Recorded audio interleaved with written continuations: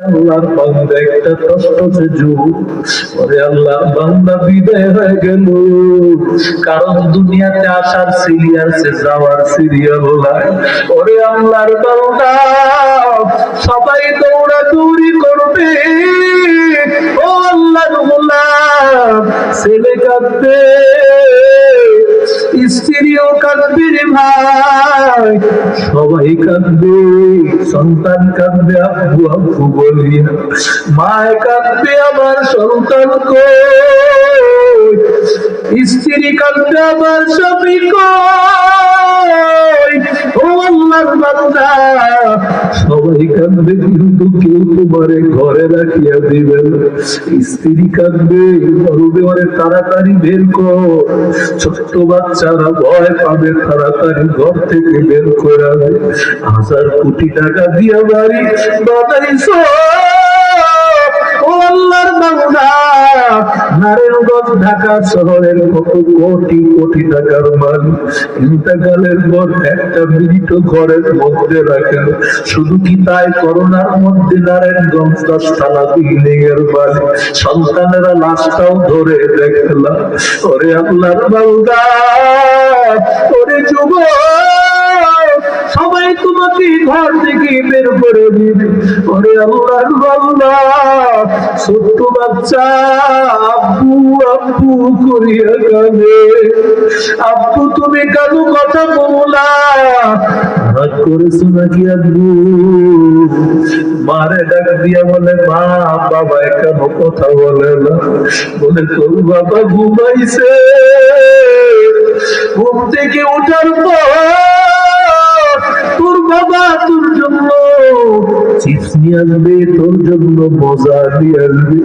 ওরে আল্লাহর বান্দা, এই বাচ্চা জানে না ওর বাবা আর কোনদিন ওর ডাকে সাড়া দিবে। ওরে আল্লাহর বান্দা যুবক, ওই বাচ্চা চিরয়তীম, ও আল্লাহর বান্দা বারবার চেহারাটা দুনিয়া কান্না করে। ও তো জানে না ওর বাবা আর দুনিয়া থেকে আর আসবে না, দুনিয়াতে আর আসবে না, দুনিয়া থেকে চিরবিদায়। এইবার তোমাকে বা সবাই কাপড়ের কাপড় পরাইয়া চারজনে 4টা দিক ধরিয়া তোমার মসজিদের দিকে নিয়ে যাবে। ওরে আল্লাহর বান্দা যুবক, ওরে আল্লাহর বান্দা জানাজার নামাজ পড়ায়া তোমাকে সবাই চিরবিদায় দিয়া দিবে। তোমাকে 4 জন ধরাধরি করিয়া এবার তোমারে কবরে রাখবে। একটু চিন্তা করো বাবা, কবরে যখন রাখবে, ওরে আল্লাহর বান্দা বিসমিল্লাহি ওয়া আলা মিল্লাতি রাসূলিল্লাহ বলিয়া কবরে রাখিয়া দিল।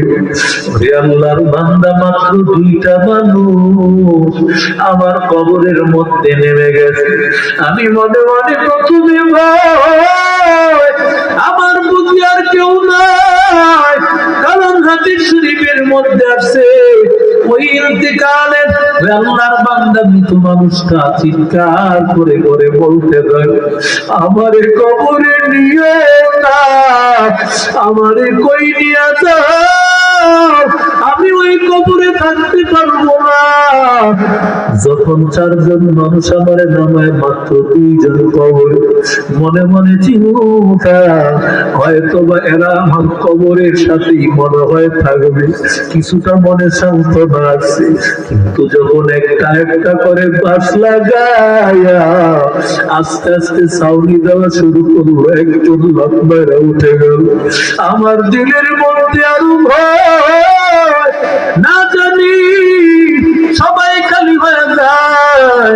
আরেকটা লোক দেখিয়া মনে মনে আমার সান্ত্বনা, লোকটা বুঝি আমার সাথে সারা জীবন মনে হয়ে থাকবে। কিছুক্ষণ পরে তাকায় দেখতে পাই সেই লোকটা আমার কবর থেকে উঠিয়া গেল। এবার কবরটা ঢাকিয়া গেল, ওই কবরের উপরে বাঁশের ছাউনি, মাটি দিয়ে আমার কবর চাপা দিয়া দেয়, ডানেও মাটি বামেও মাটি। ওরে আল্লাহর বান্দা একটু চিন্তা কর, কি উপায় হবে আমার মরণে, কেমনে একা থাকবো আঁধার কবরে, কেমনে একা থাকবো আঁধার কবরে। ঢিলে মাটি বামে মাটি, নিচে মাটির বিছানা, উপরেতে দিয়া রাখছে বাঁশের সামিয়ানা। ওরে আল্লাহর বান্দা, শেষ বিদায় দিয়া কেউ কিন্তু তোমার কবরে থাকবে না। কই তোমার মা, কোথায় তোমার বাবা, কোথায় তোমার সন্তান, কোথায় তোমার স্ত্রী? কেউ বলবে না আমার স্বামীর সাথে আমি থাইকা যাই, সন্তান বলবেন আমি বাবার সাথে কবরে থাকবো। কেউ থাকবে না। ও যুবক, যেই বন্ধুর জন্য জীবনটা ধ্বংস করে দিতেছ, ওই বন্ধু কিন্তু তোমার কবরে থাকবে না, বরং বন্ধু এক দুই দিন স্মরণ করবে, সবাই তোমারে ভুলিয়া যাবে। এই জন্য আল্লাহরে স্মরণ করিয়া কবরে যাও, আল্লাহর মহব্বত নিয়ে কবরে যাও রে বাবা। এই দুনিয়া কিছুই না। আল্লাহ তাআলা মরণের আগে আমাদের মরণের সামানা নিয়ে কবরে যাওয়ার তৌফিক দান করেন, আমিন।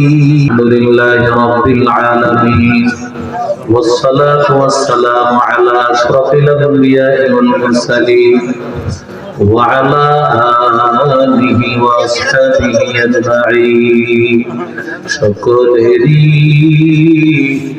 দরজা হইতে ফিরিয়া আপনার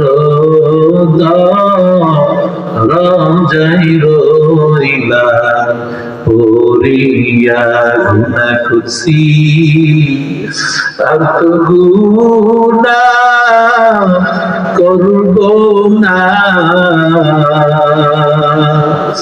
গুনাহ করছি আর তো গুনাহ করব না, মাফ করে দেন ওহে মালিক রব্বানা। আয় আল্লাহ, গুনার বোঝা মাথায় নিয়ে এসেছি, আয় আল্লাহ এত অন্যায় করেছি, আয় আল্লাহ গুনার দিকে তাকাইলে দেখি জাহান্নামের আসামি, তুমি ছাড়া আপন কেউ নাই। আয় আল্লাহ, মাওলাই কালাম জুরা লাকার দিকে তাকায় দেখো আল্লাহ।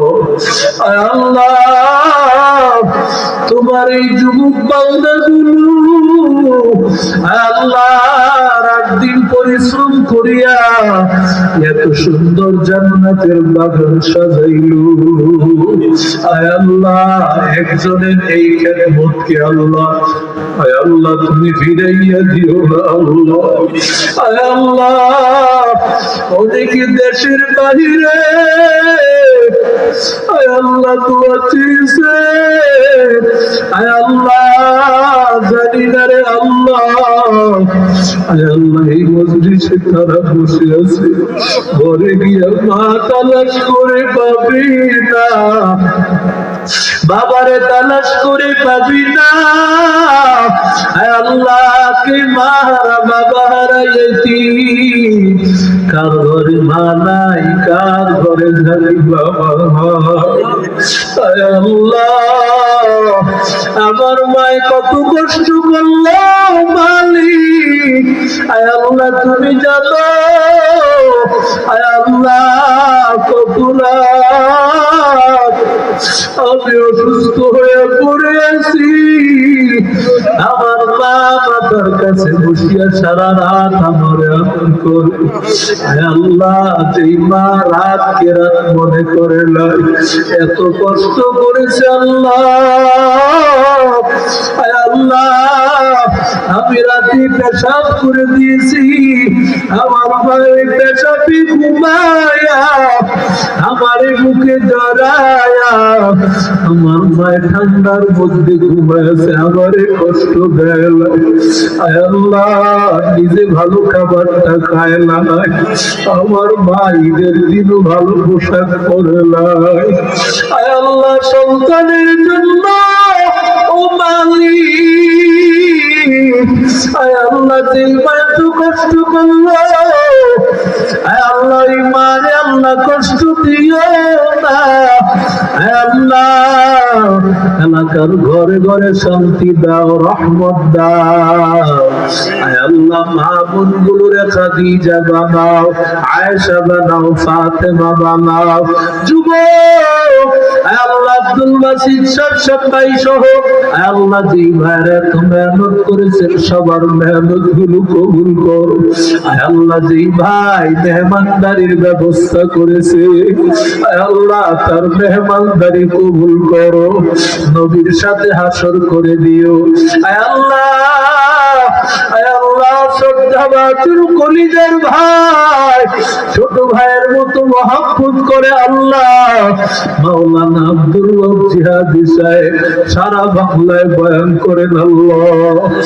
আল্লাহ মেহেরবানি করে আল্লাহ হযরতের হায়াতের মধ্যে বরকত দান করো আল্লাহ। এই কণ্ঠকে মৃত্যু পর্যন্ত কোরআনের জন্য কবুল করে নাও। আল্লাহ, এলাকার ঘরে ঘরে শান্তি দাও, রহমত দাও। আল্লাহ, আল্লাহ আলেম ওলামা নিয়ে হাত তুলেছে আল্লাহ। আল্লাহ, এলাকার ইমাম সাহেব, আশেপাশ থেকে বহু ইমাম সাহেবেরা, বহু মাদ্রাসার উলামায়ে কেরাম, অনেক তালিবুল ইলম ভাইরা হাজির হয়েছে। আল্লাহ, কার হাতটা ভালো লাগে আল্লাহ, ওই হাতের উসিলা আমাদের সবার হাত গুলো কবুল করো আল্লাহ। আল্লাহ, তোমার কাছে সুস্থতার ভিক্ষা চাই।